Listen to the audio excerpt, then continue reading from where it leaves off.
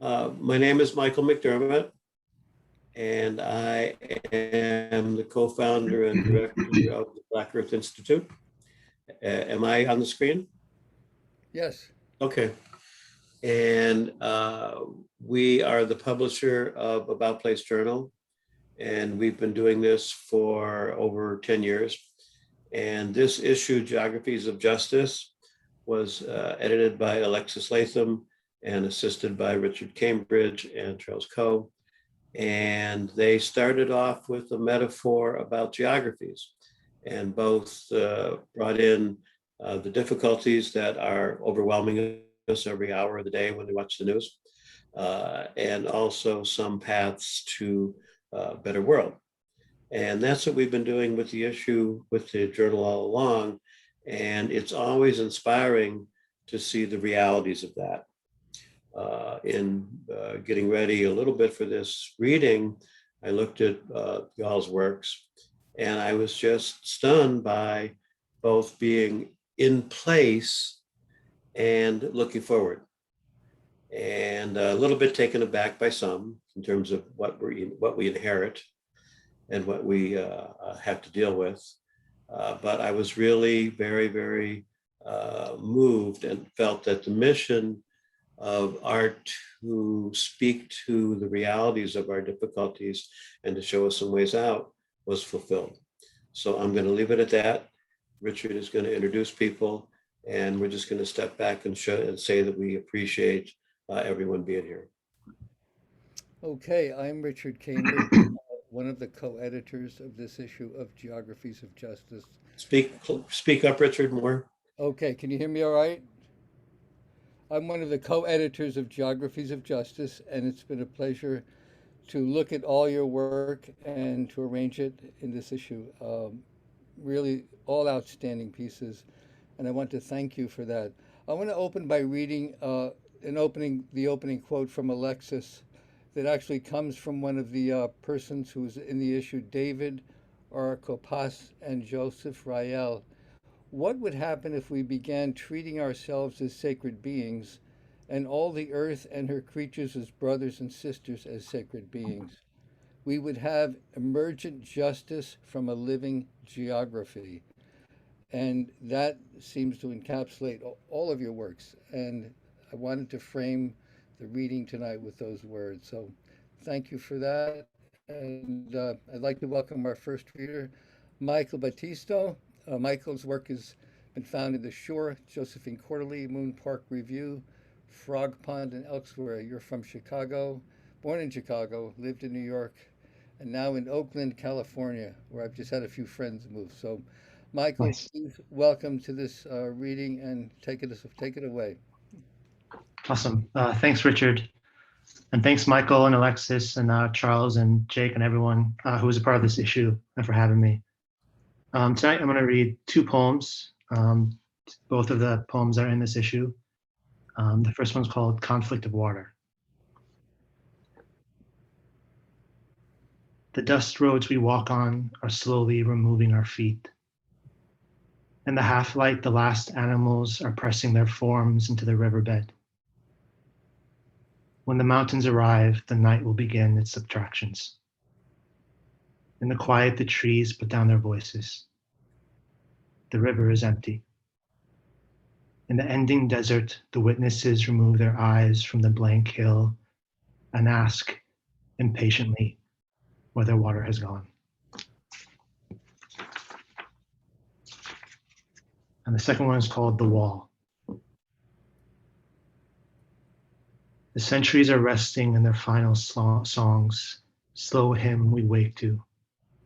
When night has no purpose but to describe the glass wall being built in the South by men who claim their actions accord with a vast algebra we cannot comprehend, whose words descend the billboards in every direction except the mountains.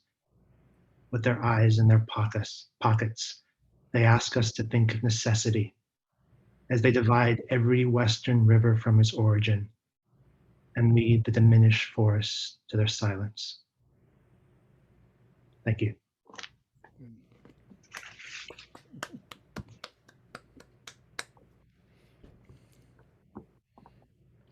Those stop me in my tracks. Yeah. Thank you so much. Yes.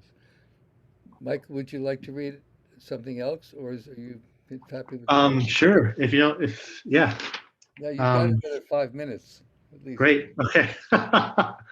So this is a more recent one. It's called Dissonance. While my mothers slept in a heaven of synthetic hormones, I never waited for my inheritance of television commercials, for shortened palm lines and a stockade of inverted sugars. I kept to my repertoire of insomnia walks, hurried sex in cheap high-rise apartments, and typewriting letters to my thinning limbs. My stolen black dress swept the corners of murdered tenement houses till I had collected a library of sediment and shattered glass. I spent my intelligence on years of orphan vices. During the ongoing war, I was an acolyte of the city dawns. But however many newspaper stories I rearranged in the mornings into collages of liberated syntax, I was still expected to express my desires in the gaunt vocabulary of a colonizing economy. I had to pay for every word I said. Wow.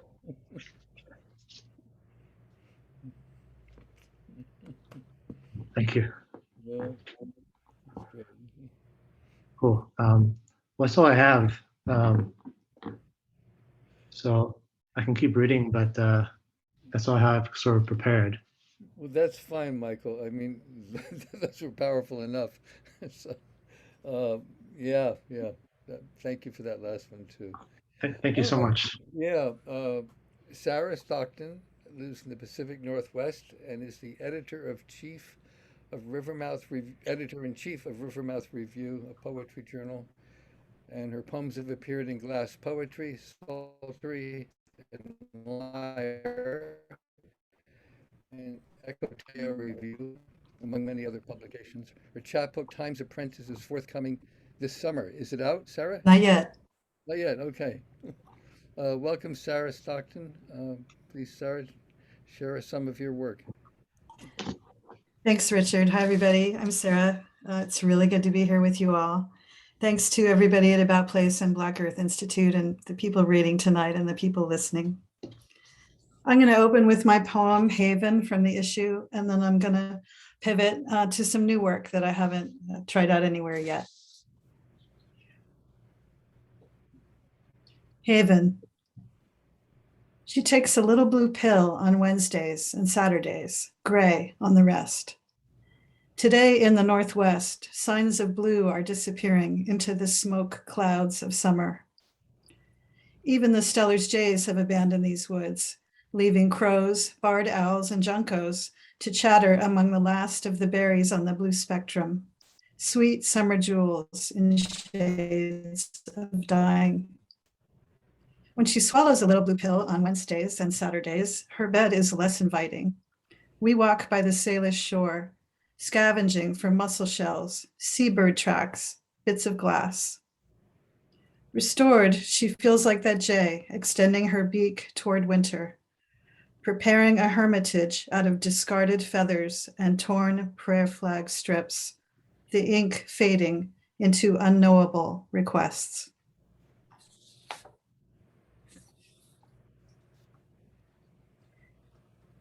A poem in which I attempt to use illness metaphors in conversation with my doctor. 1. My heart is at the center of a hybrid ecosystem, much like a tree, in which blood sap ferries the biotics of essential energy. 2. I feel like the ghostwriter of a virus that will live longer than my own beliefs and which permeates everything. 3. I sense all life connected, circulating, brachia and vagus, permeating these lands which are not my ancestral ground, only my temporary home. 4. This fragile body is floating on blood-borne waters. and I'm sinking. 5. If my heart is the center of the trunk of a tree, then my body is a carved and weathered cedar boat, rocking in the wind's wake, rocking. I rock myself to sleep.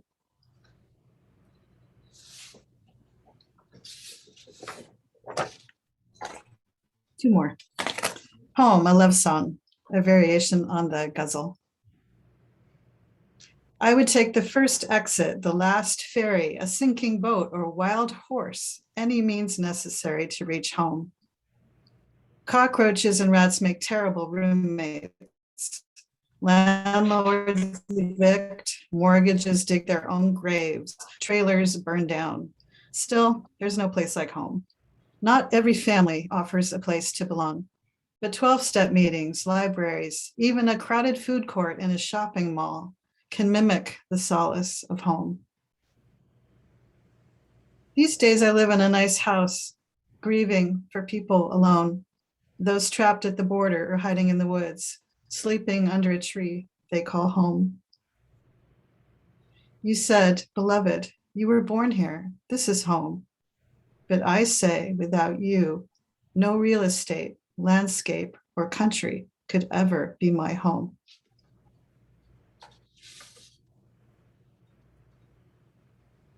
Last poem. Castaway. A small, broken, overturned boat on a stormy day, abandoned in long reeds on an empty shore. Someone living beneath.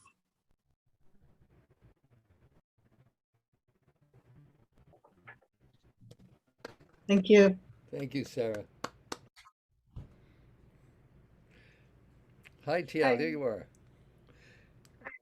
I'd like to welcome Tiao Lim Go, the author of 2 collections of poetry, Islanders and Faraway Places. Her essays, poetry, and criticism have appeared in Tin House, Catapult, the Los Angeles Review of Books, PBS NewsHour, and the New Yorker. Tiao, looking forward to hearing your work. Thank you, Richard, and thank you, all of you guys at About Place for publishing my work, and thanks for everyone for being here today. I am going to read an excerpt from the essay that in this issue. I write both poetry and essays, and this is actually the first time I am giving a reading with an essay instead of poetry. So it's titled Homelands. What does it mean for an immigrant to be at home? Home, we are taught, is about our origins. It is where we are born and raised. It is a sense of belonging that may be true for many people, but it has also been weaponized against immigrants. For if home is where you are born, then to migrate is to never be at home, to never have stakes. And if you have never set down meaningful roots, then it becomes easy to justify removing you. Go home, we yell at people who we think do not belong, who don't look like us, even if this is where they have lived for decades, even if they were born here.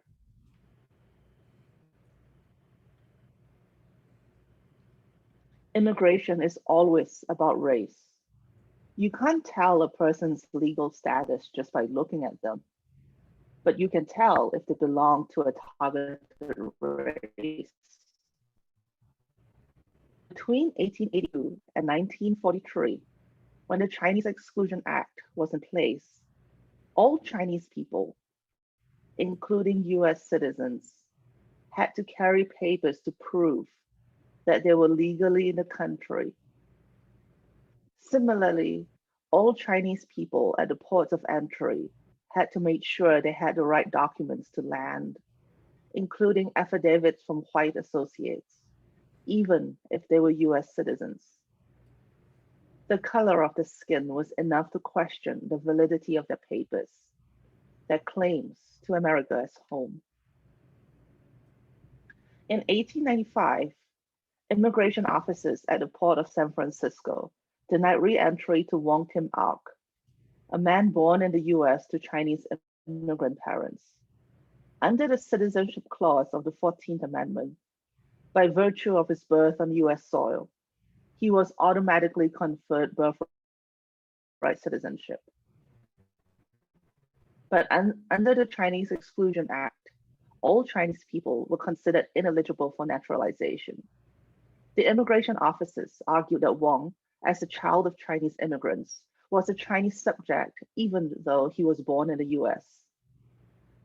They held him on steamships off the coast of San Francisco for 5 months, as his lawyers argued his case before the courts. His case eventually reached the US Supreme Court in 1898, which ruled in his favor. But his ancestry was enough to question whether he had the right to return to his home. This ugly primacy of ancestry over citizenship reared its head again in World War II, when President Franklin Roosevelt issued an executive order that allowed the military to designate exclusion zones in the name of national security. On paper, the order did not specifically mention Japanese Americans, but in effect,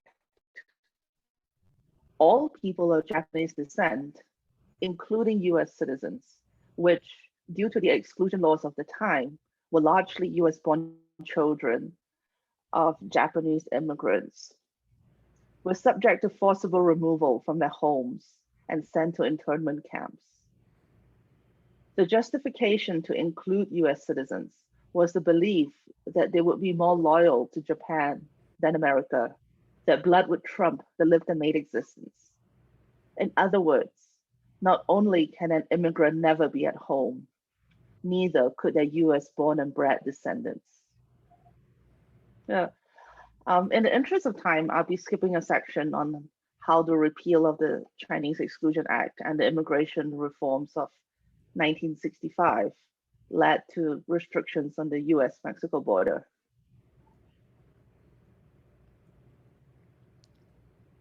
Immigration is one of the few criminal offenses, together with felonies such as murder and rape, that does not have statute of limitations.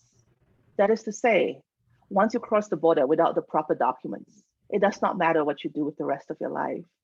You can build a life here, work an honest job, pay Social Security and Medicare taxes, raise a family, commit no heinous crimes. All of that does not matter. The life for which you have worked hard and the people you love, the children who depend on you for food and shelter, do not matter. There are a few ways out. Most notably, a child born in the US can sponsor you the moment they turn 21. But that would still require 2 decades of hiding in the shadows.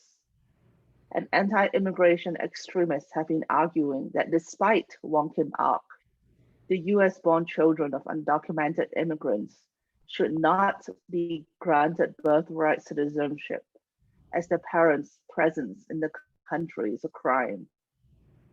If you get caught, you can be deported. Re-entry will be considered a felony, and you have to wait 10 years to apply for any legal status for which you may qualify. This is not your home. Or say that your parents brought you across the border when you were 5, a decision in which you had no say. You go to school here. You make friends here. You may have younger siblings who were born here and thus US citizens. You may not remember much of the place where you were born. You may not speak the language well. You may not know anyone there, especially if your extended family has also left. What options for work and college do you have when you graduate high school? What dreams are you permitted to have? The Obama-era DACA program might have given you some reprieve, but there is no guarantee that the program will be renewed. Already the Trump administration has tried to rescind it. For now, the courts have blocked him. There is still no path to citizenship. Your life is dependent on the winds of politics rather than on your own skill and will. If the winds blow in the wrong direction, you can get sent back to a country that you hardly even know. This is not your home. There are two kinds of power, the kind you inherit and the kind you earn. Monarchy is the ultimate inherited power. Your position in society is based entirely on the circumstances of your birth, right down to the birth order in your family. And to state the obvious, the white anti-immigrant zealots who call the United States home are the descendants of immigrants. If you trace their family trees far back enough, like they did for the Chinese during the Chinese exclusion era, and for the Japanese during World War II. By virtue of the cultural and political dominance, they get to call this land home. The rest of us are immigrants. For the most part, citizenship is an inherited power. Where you were born and to whom you were born will determine which nations will automatically grant you citizenship. If your power and privilege are rooted in the idea of an exclusive homeland, you would want to secure the borders of that land. It is your home, after all, a sentimental place where you can feel safe and protected, where you can nurture your children. A person who crosses this border becomes a threat to your sense of identity and belonging and thus safety. This is why the portrayal of Mexican immigrants as gangsters and rapists took hold so easily. This is why pundits on the family values right did not flinch when the Trump administration instituted family separation policies that put children in cages without their parents. In fact, some of them argued that these parents had relinquished their parental rights when they put their children through the dangers of the border. When we make immigration difficult, we are telling people that their blood and ancestry are more important than their abilities. We are telling people that no matter how hard they work, they can never earn the safety and protection of home. Thank you.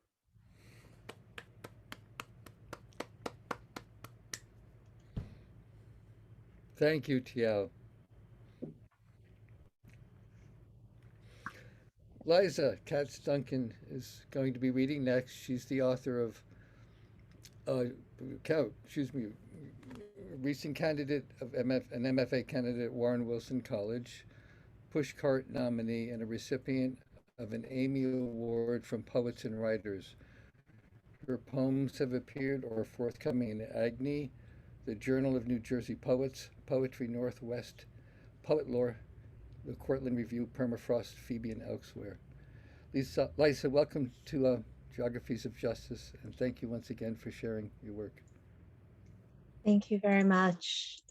A huge thank you to everyone involved with this issue, Alexis, Richard, Charles, Michael, Jesse, Jake, and everyone at About Place and the Black Earth Institute for this incredible opportunity.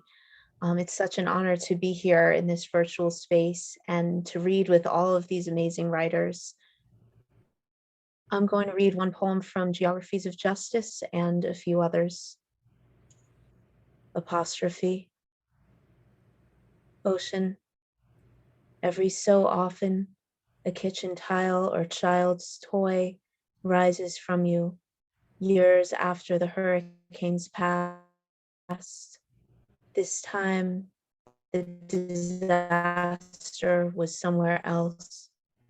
The disaster was always somewhere else until it wasn't. Punctuation of the morning after, comma between red sky and sailor's warning, white space where a storm cloud lowers. Where the bay breaks away, the sentence ends. A waning crescent of peninsula, barely visible, but for the broken buildings, the ambulance lights. Ocean, Even now, even shaken, you hold the memory of words, of worlds that failed, slowly, then all at once. A flotilla of gulls falls onto you, mourners draped in slate. Given a factory town, smokestacks that leaked poison into the bay until it swelled, glowed green, too liquid for its frame. Given clams turned to plastic in their shells. Given dark planets above, mire below. Given once this was a harbor. Given neon clouds stippling the sky. Given the sky breaks and remakes, pours its wet rage on the tortured apartments. Even the manor on the hill, that stronghold, shaken, foundation rolling like the planet itself. Given the smell of machine, tinged with singed fist of hair, hiss and spit of ash. Given sleep, given silence, a dark town.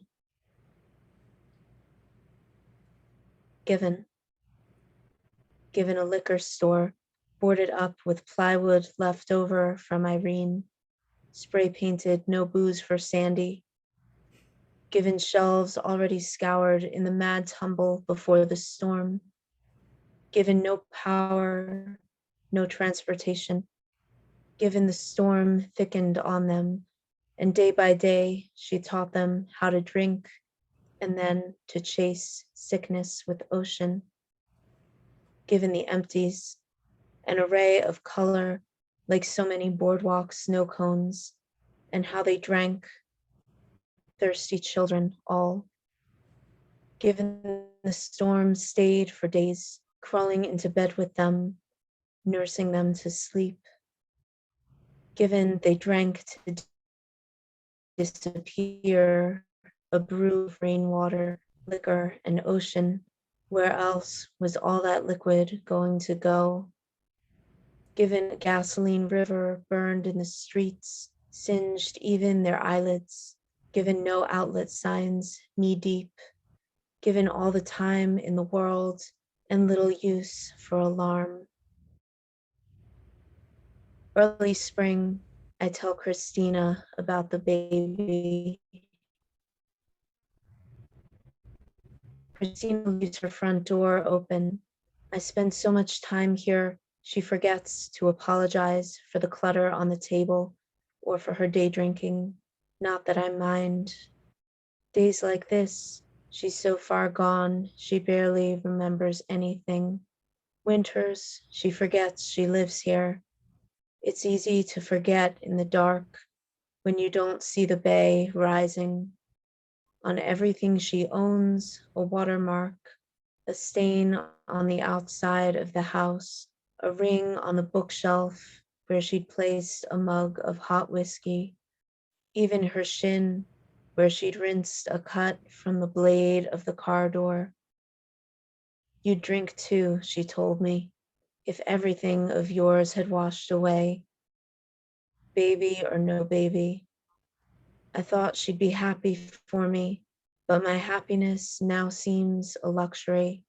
Last night she dreamed again about drowning in the bay, her history of objects already swallowed in it, coins, stones, an earthenware planter where deadheading, she'd cut her finger, glass bottles, measuring spoons.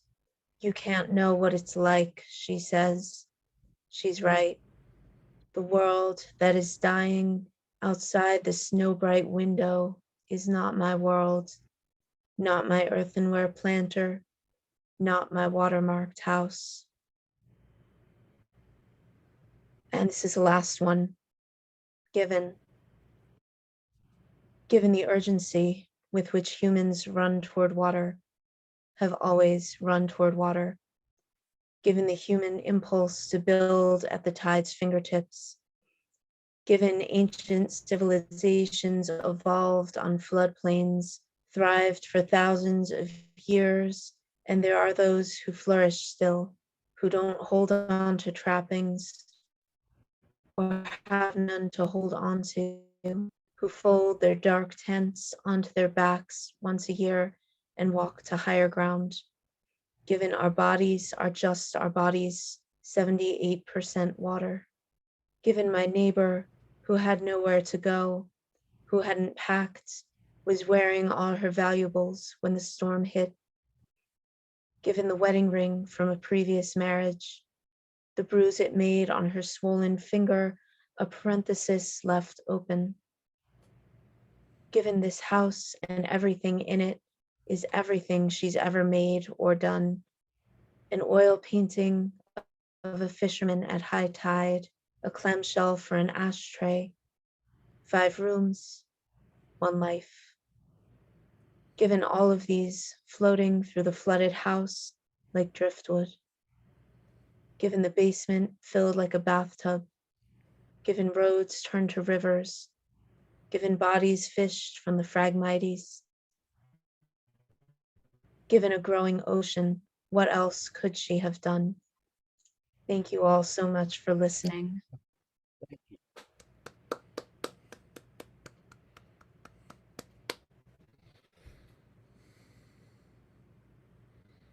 Thank you, Liza.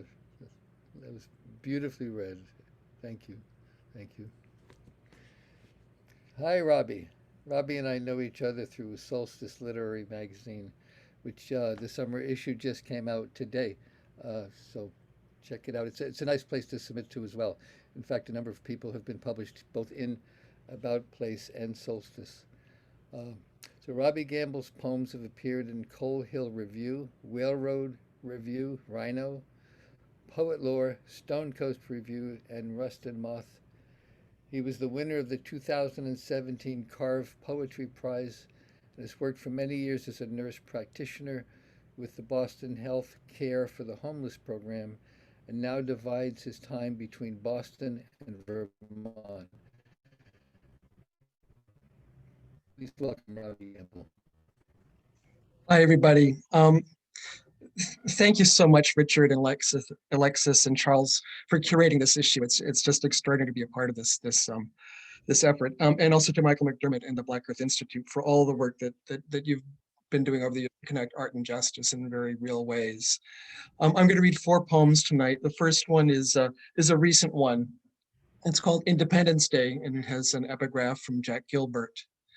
Loneliness is the mother's milk of America. Dawn fills up cool and quiet, overcast, with wisps of mist roping the river valley like cotton drawn from the gin. And if the forecast holds, there'll be no stars tonight, barring an utter refabrication of that peculiar American self-love story, where you never have to say you're sorry. And then this is the poem that was in the Geographies of Justice issue. It's called King Philip Motor Inn.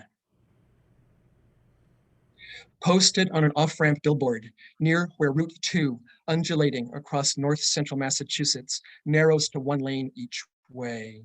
I imagine a scattering of cinder block suites, mangy tracts of shag carpet, mold creeping around the door jambs, like motels I rounded on for years as a visiting nurse, ignoring those rooms rented out by the hour for tricks, while triaging desperate homeless families stashed for months by the indifferent state. I know King Philip endures as colonial moniker for Metacomet, Wampanoag sachem, who waged his desperate war against virulent English settlers across three colonies 3.5 centuries ago. My bi-weekly commute, Boston to Vermont, passes through the postcard hamlet of Northfield, hastily abandoned by colonists in the conflict, or sometimes Turner's Falls, where scores of nipmucks woke to be cut down one unsuspecting dawn, blood and entrails adorning the Connecticut River shore. This swath of New England lies tranquil now, in stately autumnal repose. Prim small college quadrangles, sprawling hillside pumpkin fields, the apples in our orchard fattening on uncompensated Abenaki soil. Yeah. We never studied Metacomet in school. Our narrative cleared like dishes after that first cordial Thanksgiving meal. We simply inhabited the space. History detoured as a side road off a secondary highway. Metacomet himself was ambushed at last, his head pike-mounted outside Plymouth for a generation. Somber signal to colonists that their new world order had settled in, like a neon vacancy sign where the no has stayed switched off as long as anyone can remember.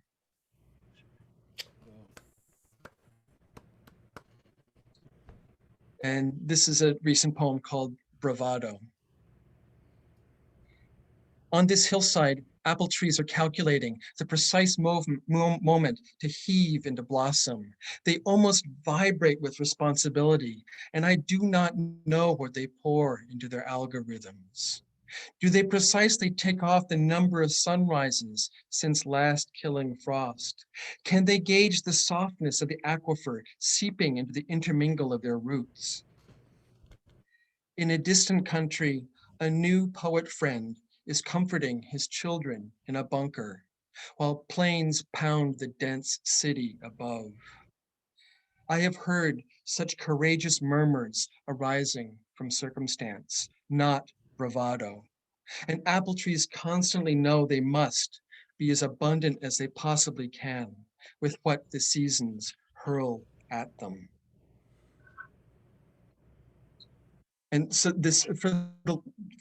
prior to COVID, I spent a week or two for several summers working down on the Arizona-Mexico border with an amazing group called No More Deaths, No Más Muertes, providing medical and material aid to migrants who are passing through very remote and dangerous regions in the Sonoran Desert there. And this is a poem from that experience. It's called Figures. Ancient cave, cup of shade, a scoop in the canyon wall. The entrance littered with flattened cans of Red Bull, tattery t-shirts, a limp knapsack silvering in the sun. You can feel the fatigue of those who rested here. One more toehold on that long clawing journey toward El Norte. If they raised their eyes to the ceiling, they might have seen two ochre stick figures, hand in hand, looking down on them. How many centuries, how many passers-by? Odom people bearing squash and castor beans from Sonoran Highlands south to the Gulf of California, returning with dried fish in labyrinthine baskets, succession of steady feet carving paths up and down the Mesoamerican spine. In the cool of the evening, this generation will re-shoulder their burdens, head past the sacred mountain on the left, northward toward the bulge of Kitts Peak, bristling with crazy gringo devices for watching and listening to the stars. And somewhere up there, a ship named Voyager, inscribed with a man and a woman and its intended path through the planets, slides further on from home.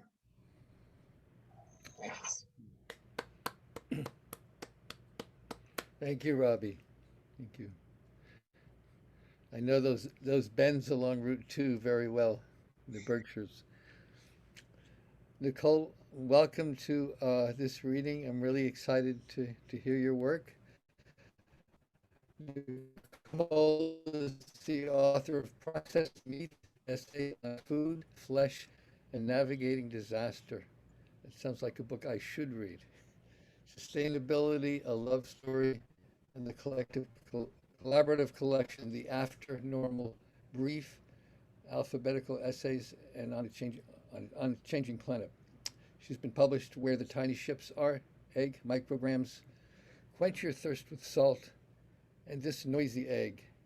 She's edited for Bloomsbury the essay collection Science of Story with Sean Prentice and Bending Genre, Essays on Creative Nonfiction. And you've also been the recipient of the National Endowment of the Arts Award and a noted author in Best American Essays. You teach at Northern Arizona University in Flagstaff. Wow, you're busy. Okay, Nicole, take us home. Thanks. Thank you so much, Richard, for that sweet introduction. And yes, we're getting ready for the semester to start. I have to put on my teaching hat soon, but it's such a gift to have this last sort of summer reading experience with you all. And thank you, Richard and Michael,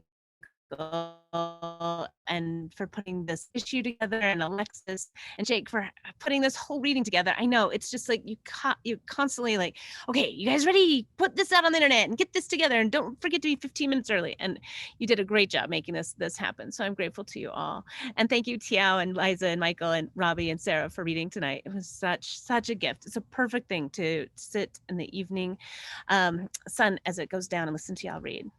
The piece that I'm going to read, I'm just going to read the first 3 sections of the essay I published for About Place. And it is about this time that I thought I was doing really good, solid volunteer service work.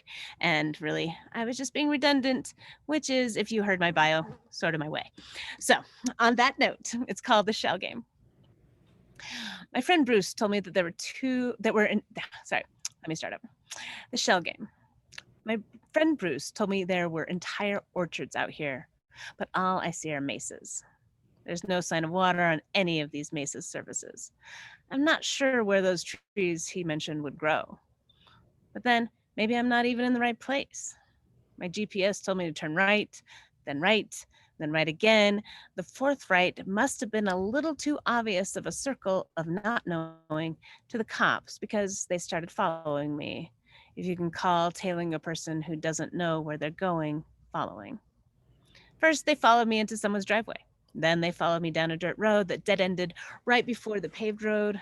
Then they followed me as I took 3 lefts to go back the way I came so I could get on the paved road that would eventually take me to the community center where I was supposed to be.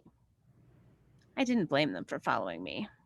Even if I was, for a day, an election protector, I was a stranger in their country. Usually, when traveling internationally, you cannot just assume your GPS will guide you correctly. But I presumed that because this nation was within a couple hours drive of my own, I didn't need to consult a map. But I realized, turned around again, that just because I didn't need my passport didn't mean that I knew what I was doing. I am burning fossil fuels to get out to Hopi to serve as an election protector for the 2018 election. Although a big dinosaur on the Sinclair station sign loomed over me as I filled my tank, I knew it's mostly plants, shells, and tiny marine mammals that form the substance that make the energy to push my car forward. The Sinclair brontosauri have not been stewing in the Earth's crust long enough to provide the kind of fuel we need. We need the thick stuff laid down before the dinosaurs even began to live, let alone die. So many layers of potential. What if the Earth is made of nothing but usefulness? I should have turned left, but I turned right instead. I'm steering my Honda with my left hand and scrolling my GPS with my right. There are roads and there are dirt roads, and I can't find the Simpleview Youth and Elderly Building on either of them. I steer with my knee and grab the list that Patricia from the Sandra Day O'Connor Law Center, part of the law school at ASU, sent me to make sure that they who wanted to vote could. I have 3 locations that I'm supposed to visit as an election protector. Turn right on Terrace Avenue. I see a Terrace Avenue, but it's to the left. I take it. The street winds upward toward a terrace. There's also Long Street and Broad Street, but only Terrace is truly illustrative. Like Lombard Street in San Francisco, the road turns by hairpins. There's one building with a neon sign that could be a community center if community centers had ghost town feel, wooden doors clacking against their frames. But they don't, so I keep going up. Hairpin, big blue cars with vinyl roofs and pointed fins parked alongside. A dog with a bone crosses the road. 2 chickens. Here, the color of the houses is the same blonde of the hillside. The last house has a porta potty. I have to pee. Perhaps, like all porta potties, like the one at my house when we were adding on to the garage, anyone working anywhere on our street used the porta potty in our yard. The meter reader, the UPS guy, the arborist, mainly guys, but still, no one is looking. The view from this porta potty is incredible. The painted desert to the left, the third mesa to the right. The best thing about Arizona is its layers. Layers of sandstone in the Grand Canyon, layers of Miriam's life zones, all 9 as you click down from alpine to low saguaro-filled desert, layers of trees turned to stone in the petrified forest, layers of blue sky, lightweight at the edge of the horizon, stacked bluer and bluer until it's over your head and you threaten to topple over backwards. The cloud just above and behind you. Another step. I have surely missed the community center.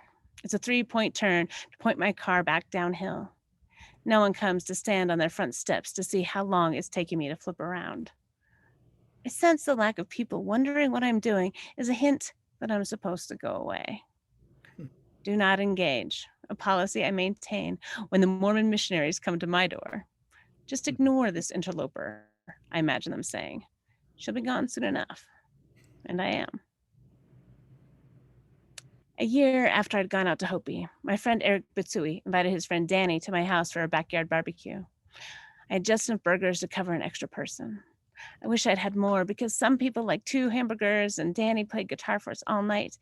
If I couldn't repay him with red meat, at least Eric, my husband, not Bitsui, had enough beer. Danny sang the kind of songs we knew the words to. I don't know how we knew them. They weren't folk songs, mostly like the Cars and Susie and the Banshees and Bare Naked Ladies songs, If I Had $1 Million.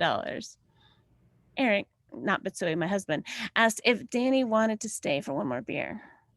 He was a big guy and he wasn't driving. He could stay because he didn't have to work tomorrow. They'd closed the Navajo generating station. I worked there for 22 years. Danny was my age or so, I'd guessed. Very few people my age had worked for a single company for 22 years. But they're closing, right? I mean, Peabody has done so much damage to the res, I said. Not so good if it's your job, Danny said. My dad works there too. Worked. The Navajo generating station sits on the south edge of Lake Powell, just outside of Page, Arizona. Peabody Energy ships coal north to the generating station from Kayenta Mine. The plant employs 538 people. 80% of the Hopi tribe's operating budget comes from the generating station. Our congressional representative, Tom O'Halloran, introduced legislation called the Promise Act to support the transition from the coal power plant. But to what?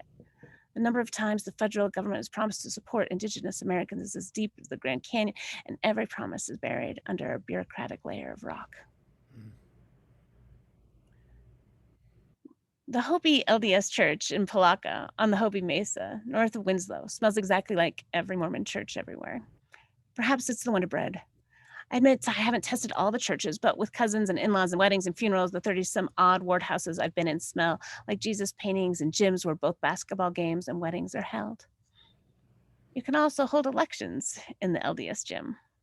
Entering the gymnasium where the polls have been set up, I didn't feel as conspicuous as I had when the cops were following me or when I was winding up the terraces. But I was surprised to see a man with a big bronze marshal badge guarding the doors. As an election protector, I thought I was bringing law and order. But no, I was just a volunteer lurking around the ballot boxes. The poll worker sat at her desk and looked me up and down. I told her I was just here to make sure everything went okay. Was everyone ever able to vote who wanted to vote, I asked. Everything is going well today, she said. Even people without a house address. As in North Dakota, Arizona requires people to have a house number and a street name to vote, even though they only need a P.O. box for all other government business. Often on the reservations, like many small communities, houses don't have addresses. People say, take a left by the blue car with the white vinyl roof, or take 3 rights and a left at the Shell station. But as candidates for often plead for greater voter turnout in the days leading up to the election, information flew around social media telling people how to get to an address. In North Dakota, voting rights advocates encouraged tribal members to call their 911 coordinator to have an address assigned if one hadn't been already. 911 can get you a residential address faster than any other working body. Another system that most Americans have immediately available to them, but the tribal members have to go out of their way to request. No trouble, the poll worker repeated. Well, here's my info. If anyone asks if there's any trouble, let them know. I handed them copies of what to do if someone asks you for your ID pamphlets. Thank you, she nodded at me. I signed to go. The marshal followed me out to the parking lot. I'm just going to sit here, I told him as he watched from 4 empty stalls away. I pulled out my canvas camping chair and the poster I'd made with the flyers and signage that described what to do and who to call if the pollsters challenge your right to vote. I sat down and put the sign in my lap. The marshal stood in the parking lot space next to me. I looked out at the road and down at my phone, then at the poster. Well, I guess that's it. I guess that's it, I said. I can stand being in the middle of a parking lot looking like an interloper and a misfit for, it turns out, exactly 16 minutes. All right. Thank you so much. Thank you, Nicole. Thank you very much. It's kind of nice ending on a story.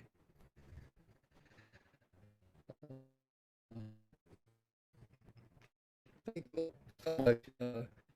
This word that Henry Miller coined, Grozensvolk, which means culture scouts.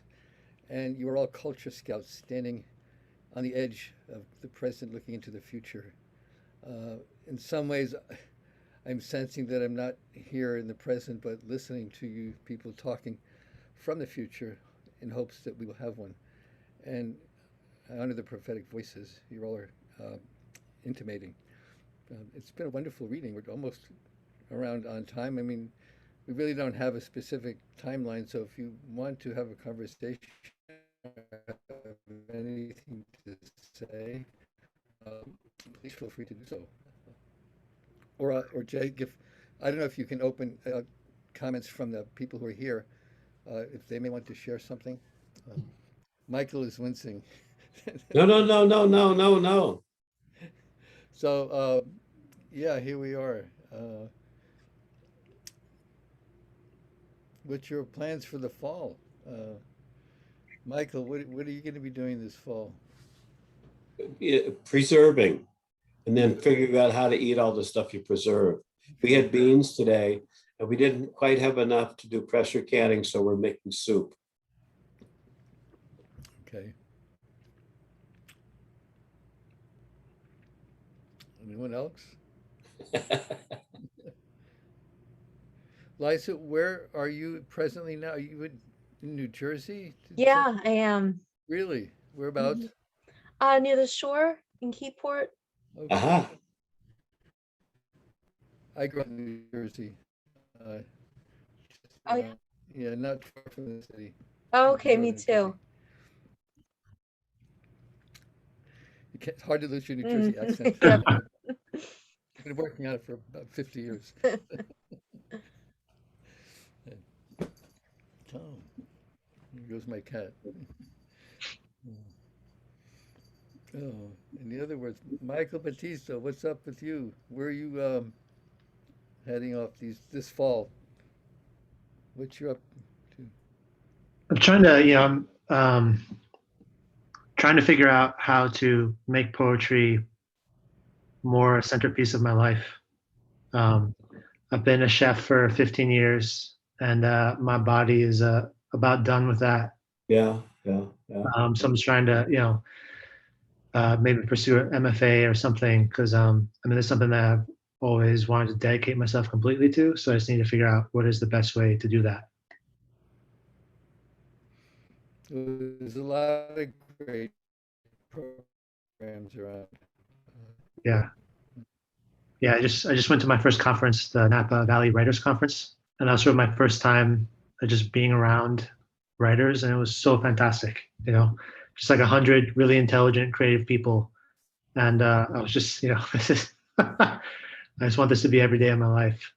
So yeah. That's for sure.